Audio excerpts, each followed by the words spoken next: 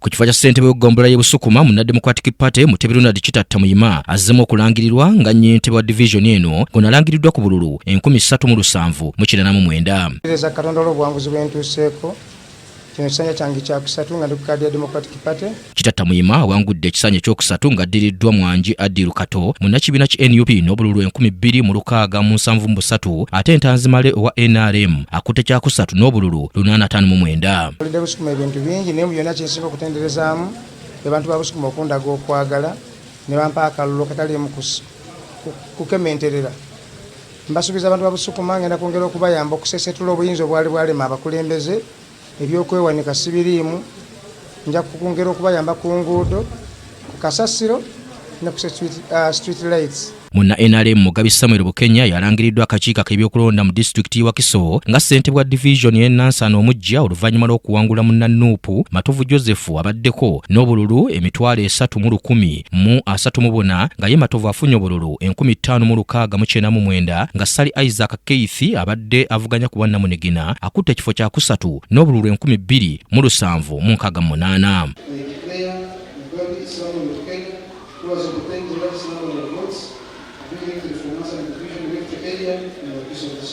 Bukenya alaze nga bagenda okufuba okutuukiriza manifesto ya NRM. Asooka kukwata ku muntu wa wansi okulaba nti abeera bulungi. Ekyokubiri bya bulamu eddwaliro lya Nabweru Health Center 3 lirina okudda ku Health Center 4. Mu division y'e Nabweru Ssaalongo Maseruka Robert wa NRM yalangiriddwa ku bululu 3,397 munna NUP Jumba Kasimu akutte kyakubiri n'obululu 2,810 nga Galiwango Muso wa DP afunye obululu 856 ne Diba Asani afunye obululu 161 Maseruka era n'atubuulira byagenda okutandikirako. Bakasa abantu b'e Nabweru nti tugenda kutuukiriza ebyo n'okwogerako ebirala. Ekirungi nti government programs yazongeddemu ssente so abantu mweteeketeeke emyoga PDM n'ebintu ebirala tugenda kubikola awamu n'okuzimba headquarter yaffe kutaka nitwalika tuguze omulundi guno.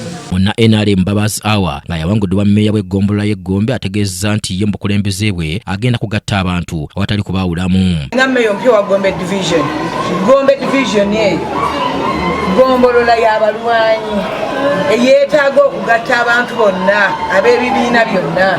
Nze nga maama wa Gombe division afuuse olwaleero ngenda kugatta abantu ku bintu bisatu okubakulaakulanya ebyensoma ennungi n'ebyobulamu. Ye Mukalazi Kasiwuukira Fredson azzemu okulondebwa kuba mmeeya owa Wakiso Town Council alaze nga bwe bagenda okuzimbira abantu b'e Wakiso eddwaliro eriri ku mulembe. Bwana biwabira central government kitegeeza nti zenguudo zibadde obutale amalwaliro nagabulira dde ettaka era President Museveni kimanyi buli ggombolola yagiwa health center free ate ffe tulibeedde. Akakiiko ak'ebyokulonda ne bwe tujjidde ku mpewo nga kakyagenda mu maaso n'okulangirira bassentebe awamu ne bakkansala abawangudde.